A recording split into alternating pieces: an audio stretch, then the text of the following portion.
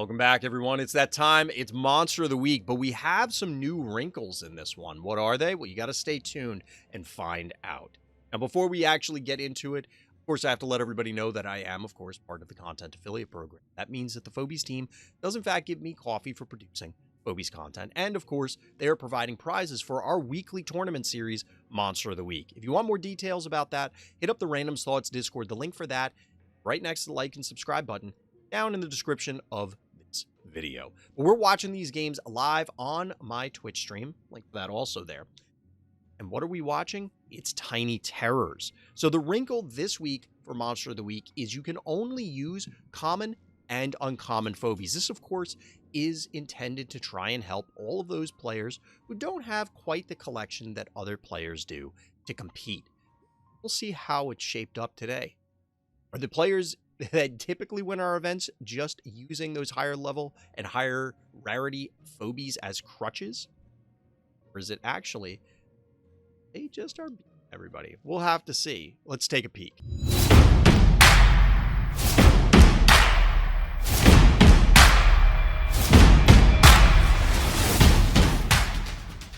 All right, here we are for game one. We're jumping in with the upper bracket semi-final. So we tried out a slightly different format. As mentioned, only commons and uncommons, no phobie bands, no map bands, but also instead of our typical Swiss format, we're trying out double elimination.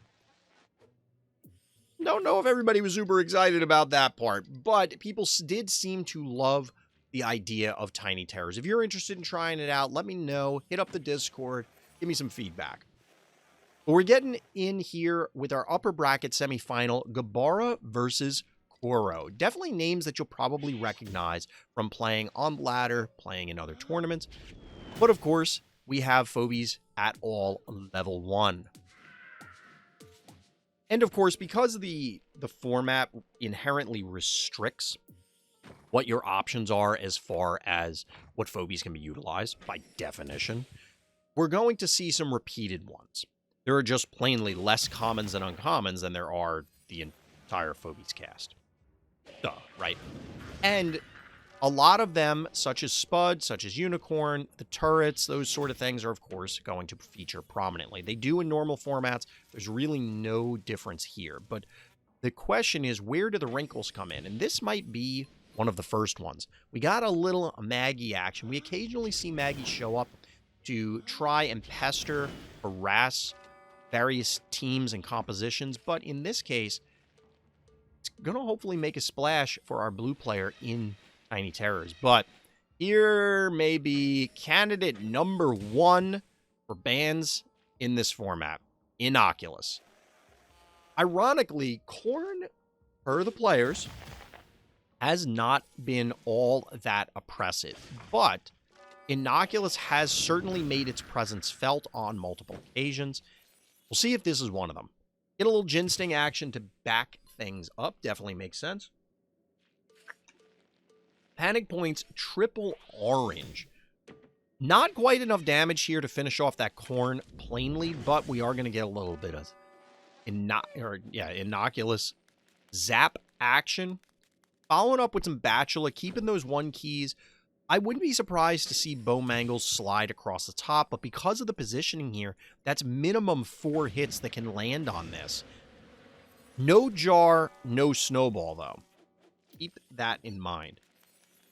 So our blue player is actually choosing to back off, bringing out a Ted.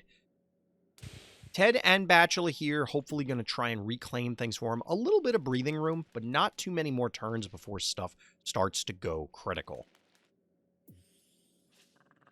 Tooth Fairy. You gotta love that grin. 5 phobies to 5, but Kuro has an incredible defensive position, and they have all the panic points. Well, I'm gonna take some tough sacrifices here. Honestly, out of Gabara, I would have liked to have seen something tankier. As silly as it sounds, something like Alligator does actually present kind of a threat. It's tanky enough that it can just sort of walk up and shield the rest of your team. But instead, we're getting a 1-key trading war here, and it's triple panic point orange once again. Ted's going in, but obviously that Ted is not long for this world. Got to reposition this Bo, who it feels like he hasn't done a whole hell of a lot. You get the takedown here on Bachelor. Hat coming in. But at this stage, Gabara is kind of on the ropes, and it feels like we're in this one-key trading war trap that hasn't come up in some time. For a lot of players, a lot of people have kind of moved away from those sort of things.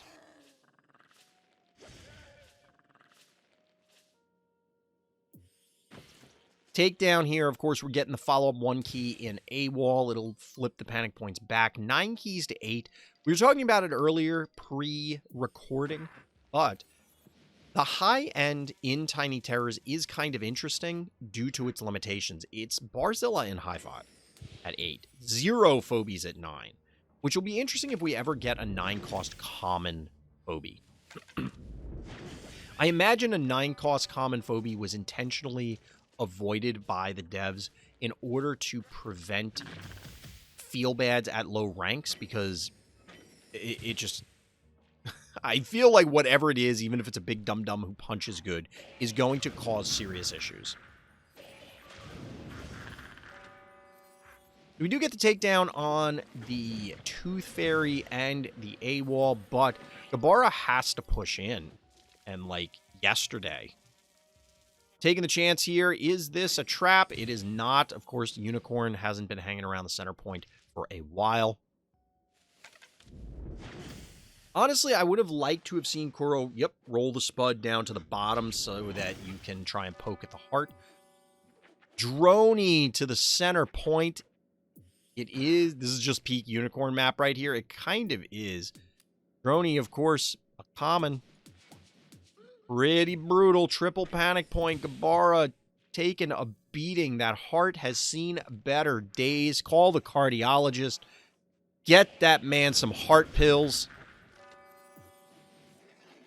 Triple bypass needed.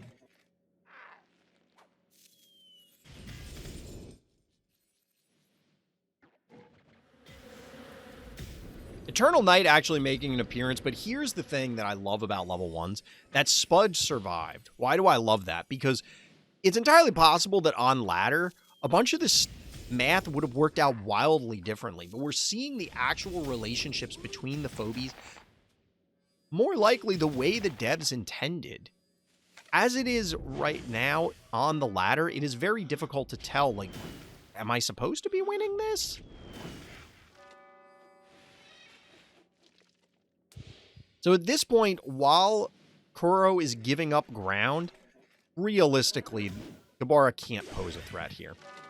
And in fact, that is the game. GG. Gabara going down into the lower bracket. Let's follow them and see how they do down there. So we're staying with Gabara. Let's see what they do in the lower bracket semifinals against a new player to the tournament scene. I'm going to say Pipek. Ipek?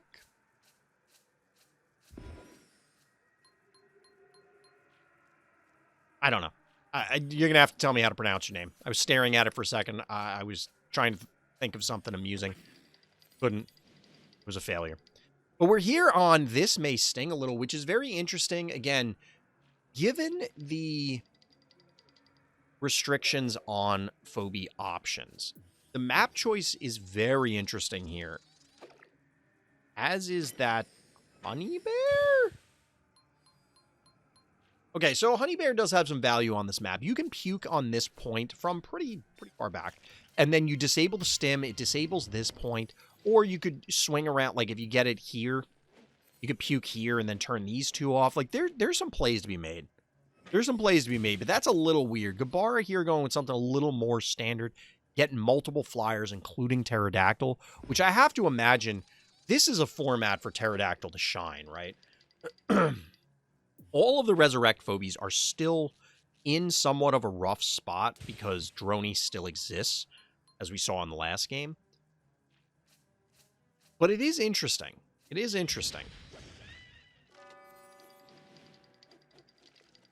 What is Fenrir?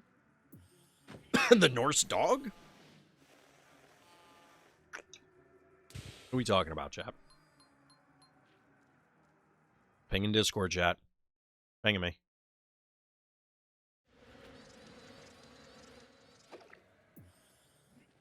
Ooh, we get the dueling pterodactyls.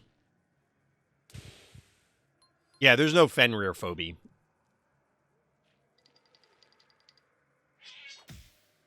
So I have to imagine... Ooh, all right, all right.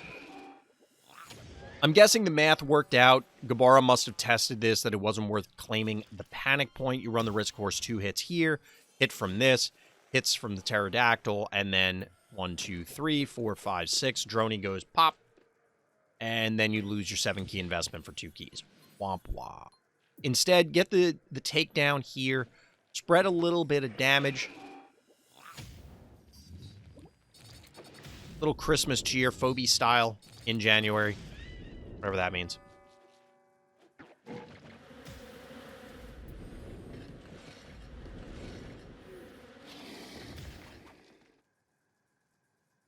This is just peak Pterodactyl map. I think this is the first time that I saw Pterodactyl was on this map, way back when.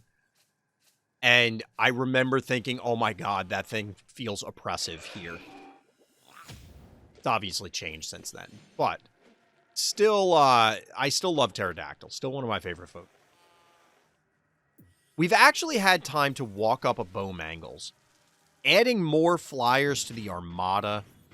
Flyers, of course, very strong on this map. I think the Gravedigger was the biggest mistake. I don't know what the Gravedigger's doing. We talked about it last night on stream, but I'm not a huge fan of Gravedigger on this map. I just don't feel like it does enough. There are certainly scenarios where I'm like, man, I wish I had a Gravedigger earlier to break this, which would then lead you to think, oh, well, then maybe Gravedigger's fine. You just set up for it. But most of the time, it feels like if you took the turn off to play the Gravedigger and do the Gravedigger thing, you've actually become so tempo negative in what you're doing that it's way too costly. I think the instant they make a Phobie that has a ranged terraform, it's over. That would be very interesting. I don't know if we'll ever see that, because the implications of that are pretty extreme. Being of extreme, we're starting to have battle lines drawn. Our orange player, I don't love the Eternal Knight here. Banking to 8. This looks like it's a dead Pterodactyl, and I'm honestly not that surprised. What's going to step on it, though? The Murder Wing? Yep. You're going to trade 5 for 7, essentially. I don't think there's any way Bo dies. But, of course, Maggie and the Murder Wing can go down. The Sheep hanging out in the back, well protected by a very tanky front line that is going to go in there and just fart on everything. The Eternal Knight is fine, but the challenger plays are going to be foul. Yeah, it's not going to be fun. I think Eternal Knight is fine in general. I don't like it here in this particular scenario.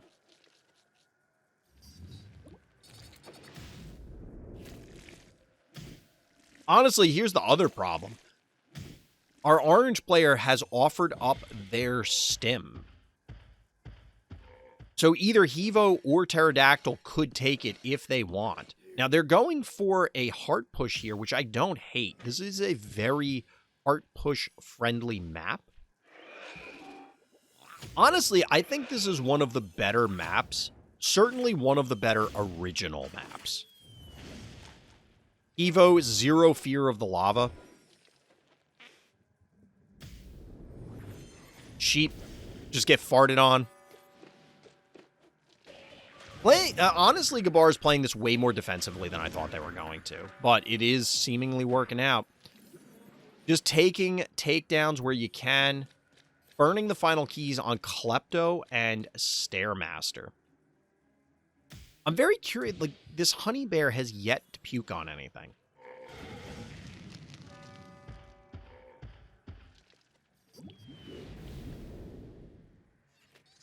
I think there's a lot more of going in here. Very risky plays, and I don't think it would be seen in games where levels are a problem. What do you mean? I don't quite follow what you're saying. Do you mean about the hard push idea? Because we see hard pushes on the ladder all the time, unless you're... I don't know what you're talking about.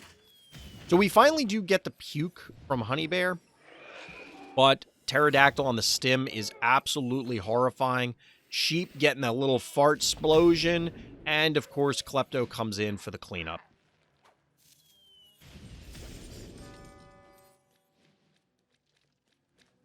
It's kind of all over but the crying at this stage. I don't really see how our orange player can come back from this. There were too many sacrifices in too many places that ultimately led to a takedown.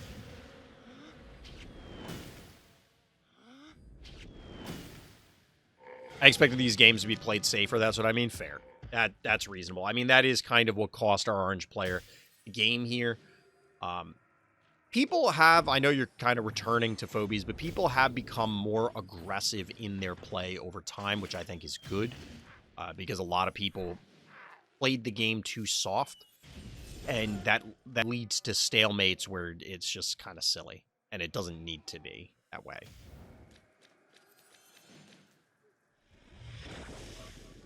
Stairmaster, I-beams, got him.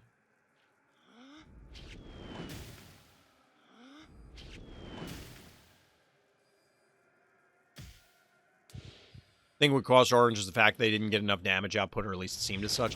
Well, they offered up part of their damage output, just kind of disappeared. I don't really understand the Honey Bear. Well, I do. I think the Honey Bear was intended to supplement a heart push and allow for better positioning.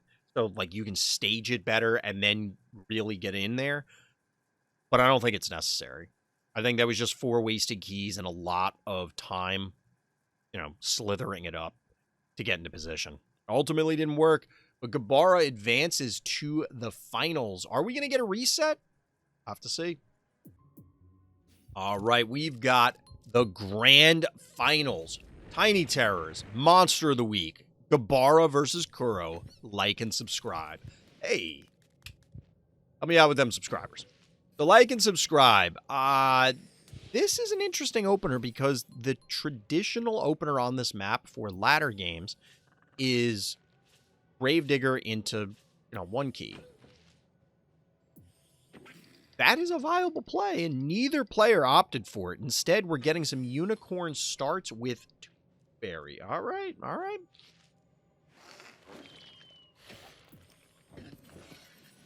All right, we do ultimately get a Gravedigger coming in, clearing out the obstacle that everybody loves to hate, apparently. And we're getting a Venus, so we're going to have a very trap-heavy game, as you can see over there. 33-turn game, kind of a longer one. I love Tooth Fairy's design. Yeah, like, we've said it on many occasions. The Phobies team has done a spectacular job with the art direction and the theme and everything. It's fantastic. And there is Innocuous. Powerful on many maps. This would be included in many maps. As always, I am not a fan of traps on the panic points. Certainly not on a panic point like this, where you're going to trade 1 keys back and forth. Now, I will say that the difference here is if Kuro slaps us with the cat, it looks like they're not going to. If they had slapped it with the cat takes the damage, ends up on the trap, and then pop goes the cat. But Kuro appropriately avoids it. Notably, they're bringing out Crushmore pretty late. It's turn 3. It's a late comparatively to what we typically see for Terraform on this map. But of course, Crushmore both more costly and more powerful than its 3-cost counterpart in Gravedigger. Yet a little Klepto going. As we were talking about in Game 1, a lot of Phobies are going to repeat in this. You're going to get many of the same ones because they are the most effective and efficient ones at what they do in the common and uncommon slot. It's interesting because while you do miss out on some abilities, you do have boops, but for example, you don't have yoinks. You have Finnegan, Slammerhead to displace things, but you don't have access to, say, Miss Moffat or Attractor Akira, that sort of thing. So it does change the game in a variety of ways. Ooh, we're getting a block. The Crushmore broke the top block. This allows for a good amount of splash to go down on this Innocuous. This is a pretty interesting push in the north by Gabara.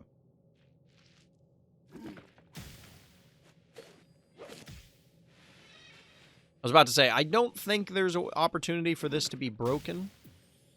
Or there is, never mind.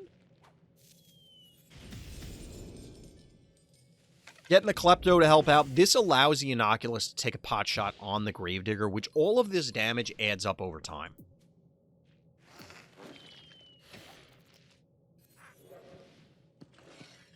All this damage adds up over time, and of course the Gravedigger, while it has Life Leech, it's melee, so when it goes in, it is going to die.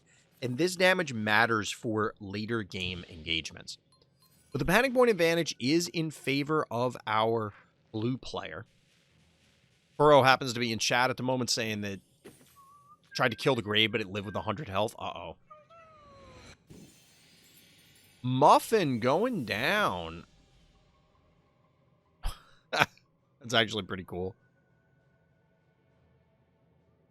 It's going to be a pretty interesting thumbnail, chat. I use this for a thumbnail. I'll probably do something different, but this is kind of cool. Muffin, of course, an uncommon.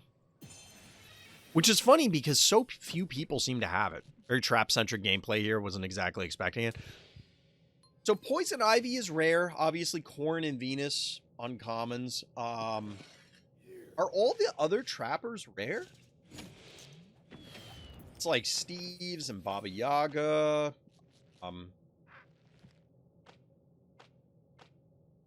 Irant.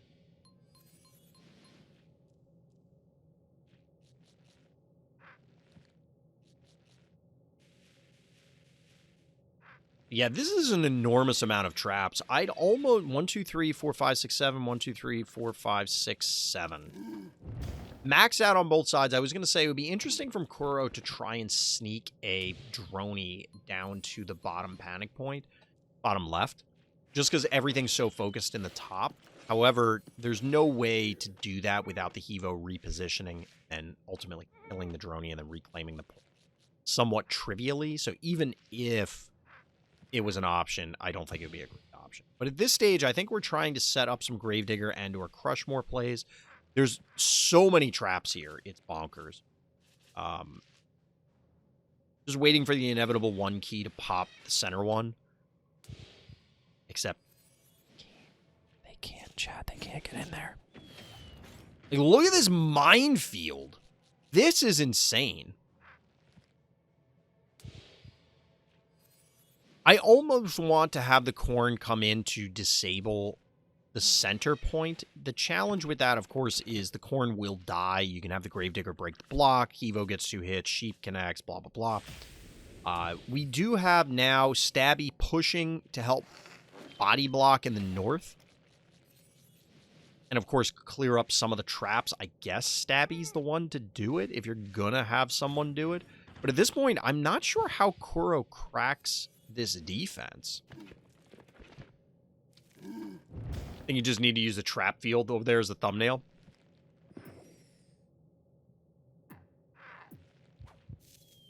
Just this.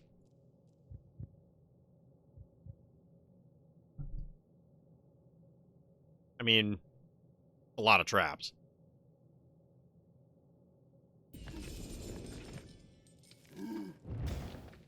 For Monster of the Week, I usually just do the thumbnails as, like, an arbitrary phobie over the map. That's at least 3 traps, it's true. So we get the break. This is kind of what I was expecting. We're going to get this push. Of course, no traps on obstacles. That's a free, heavy emphasis, air quotes, on free takedown on that sheep. But Corn goes down as well. Now, the counterattack from Gabara is going to have a lot of potential because, of course, double trap connections there. Not quite enough to take down the Stabby. Certainly enough to bring it well within range. The Tooth Gatling gun, it's true. Tooth Fairy's super cool. It's so creepy. Oh, not enough, but we do get the splash. Ooh, this is a devastating counterattack. There's the Quagmire. I want to know who had the idea for Quagmire to be a shark? Why is it a shark? It's so weird, but it's so cool. We do have 11 keys for Kuro, 0 keys for Gabara. We're getting the sheep. Hoping for the big connection here. Gotta love the daisy. Banking the other 3. That's interesting. Banking the other 3. I did mention Alligator in the other game. Failed to mention Quagmire, the snot monster himself, a common, which I did not realize, or I certainly had forgotten.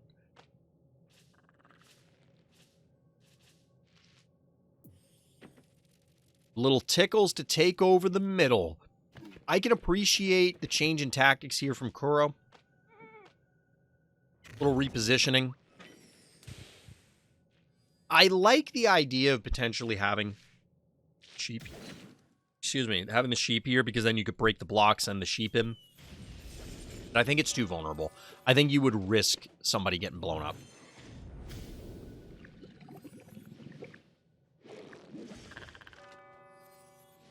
This is a very aggressive play from Gabara. That is like... This is aggressive. Admittedly, that was a random trap. Why was that trap there? Oh my god.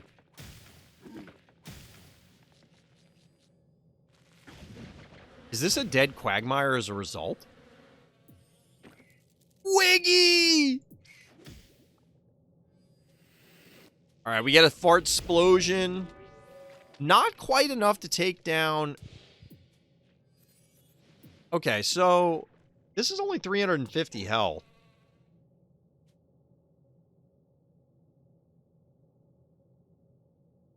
I feel like this could have been here and killed it. This pulls the sheep then. You run the risk of this getting a stimmed hit, so I think that was the reason that Kuro wanted to avoid this. If you look at it from my POV, it wasn't random. I mean, the unicorn and stuff was sitting around so long. Of course, there's going to be traps there, but it's still hilarious. They need to add a 5-key boom and also break stuff around it. That would be kind of interesting, actually. It's like a demolition boom that can also take down obstacles. Cyclops trading its life for Crushmore. It was going down anyway.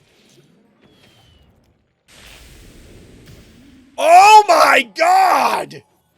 The savagery, chat! Triple trap connection? Good lord! Look at this minefield and then that!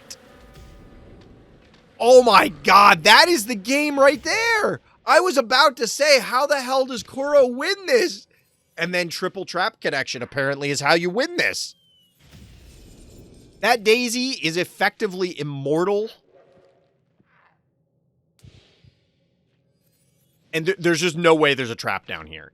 There's just no way.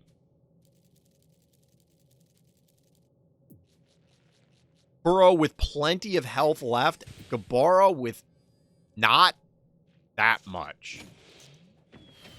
I'm going to go with not that... Well, they have plenty of health, but not that many options. Oh, boy. Holy crap. Stemmed up Daisy.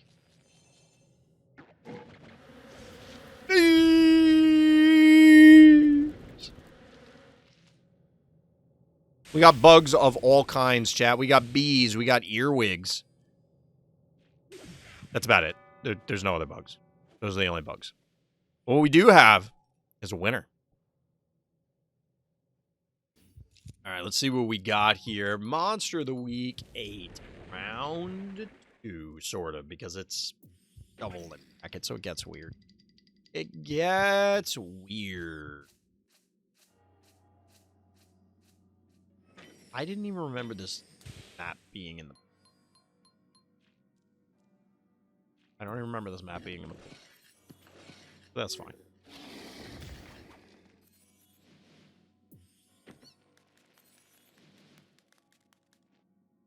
Little bachelor action. You'd love to see it.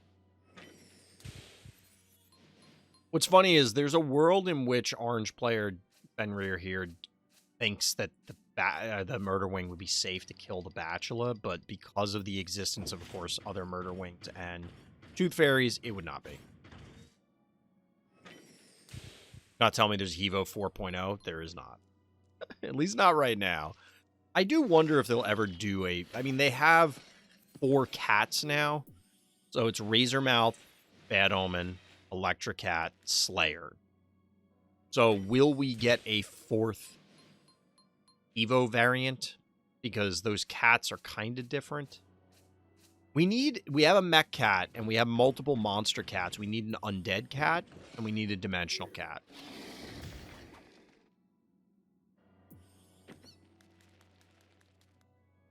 I think that would actually be kind of interesting if they had, for some of them it doesn't work. Like, well, I guess you could.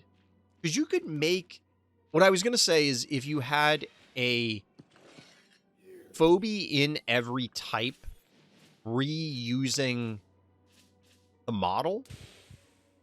So, like, clearly Blinky and Tooth Fairy are similar. Like, you can see the similarities, but they're clearly very different phobies, right? But the base is there. You got the little bitty wings and you got the ball of monstrosity. So what if you then had a mech version and a monster version? And that's where I was thinking, well, what do you do for Innocuous? That doesn't work, but you could just make it like a weird octopus. Although that kind of overlaps with Octonauty. Maybe you make it a jellyfish? The start of the stress begins. Yeah, I can see why you are stressed here. That is a 6-1 panic point advantage. Can claw a little bit of it back, but that's also a... Is that a murder wing up in the top? Murder wing on the stem. Oh, excuse me. That's looking a little bit scary. This is actually a cute play. I do like this.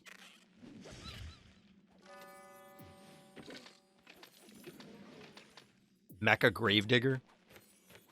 0 variants. It's been so long. There are some phobies that I imagine we're never going to, like... Well, you could always do it. Like, there are ways to repurpose them. Obviously, if you assume that Blinky and Tooth Fairy have, like, the same base, those are wildly different. You could easily turn Gravedigger into something else.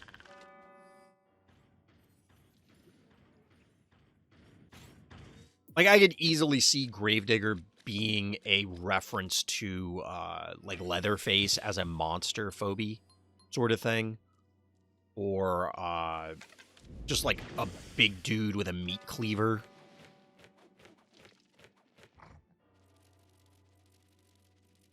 Alright, panic points going blue, but we still have some serious issues in the north here. This is an interesting play. I don't think there's enough damage. Yeah, Hevo doesn't have enough baseline damage. It's only 700 in order to off the Daisy. So the combination of the Cassowary and Daisy will be able to get rid of this Murder Wing. But, like, look at that heart. The Daisy positioning is also very clever in order to trap the Hevo, prevent it from getting close to the heart. Evo 4.0, a godly variant. I mean, it would be funny. I don't know if we're really going to get that. Unfortunately, the Cassowary positioning means, guess what?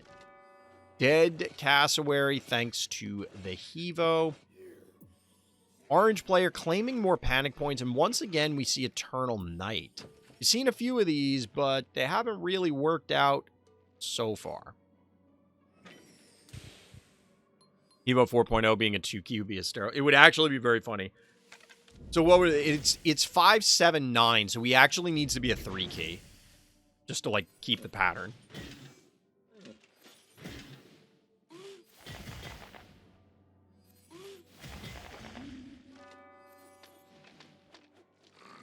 Little body blockage here with the Daisy. So the Murder Wing... 750, not enough to kill this in one shot, so it can't kill the Daisy. It's going to have to retreat. It's going to have to retreat because nothing else is in range. Kuro may have stabilized here. 12 keys remaining for both players. Still super dicey, but the pressure is off the heart, at least directly from the stim. So now you can focus on the rest of the map.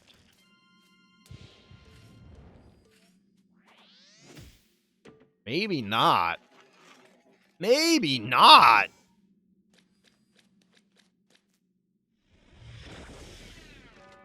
Down goes Innocuous. Traps are going to claim some of these.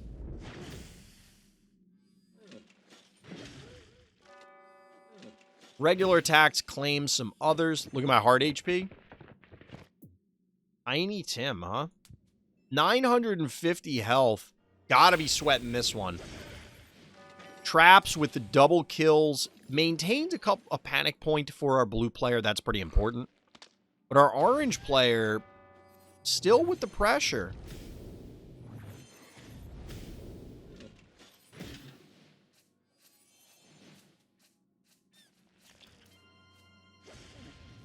Was that really necessary? I have to imagine it was, or they wouldn't have done it.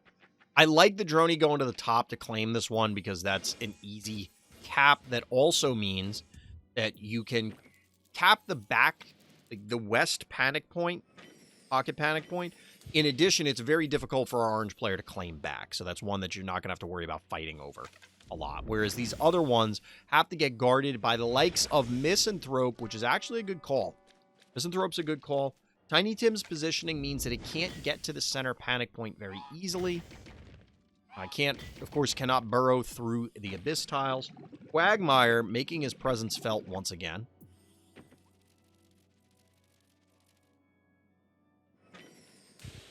That Stairmaster, ooh.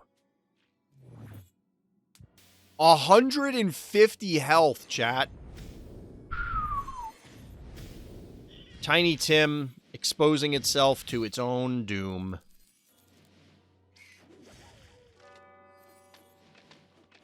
Wiggy claiming lives.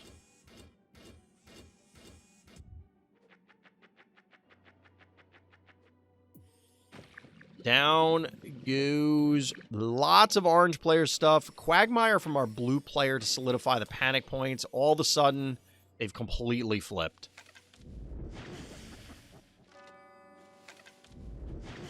Sniping the droney probably doesn't mean much.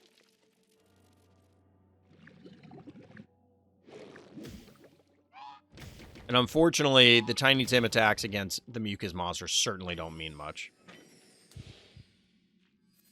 Wiggy continues to prove why it's the best 1 key. That would be difficult because it is a 2 key, in fact. It is, in fact, a 2 key. If it was a 1 key, it would be absolutely bonkers.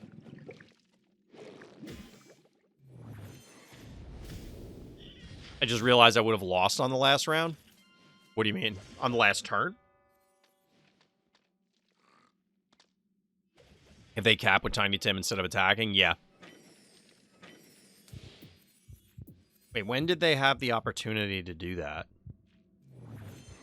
You did this.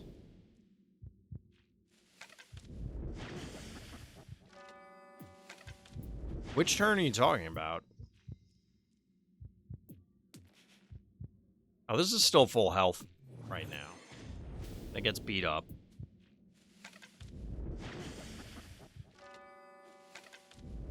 And you survived with the 150? You're at 150 now. They have a...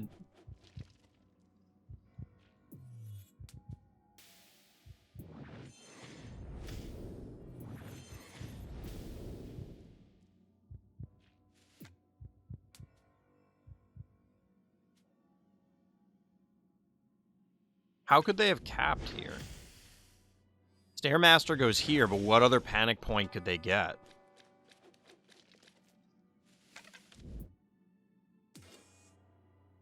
Never mind, it's their... Oh, okay. I was going to say, like, I don't see what panic point they could get, because they can't get through the Misanthrope. I think we're about here.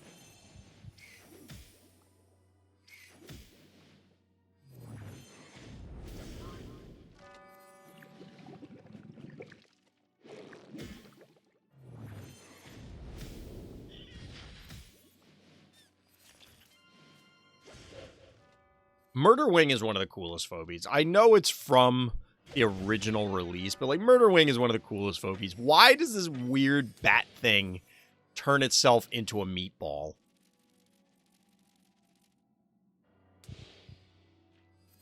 Why does it turn itself into a meatball? I don't get it.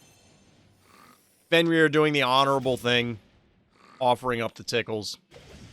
GG, with 150 health to spare, Kuro taking it down. That's the bonus game, chat. Well done.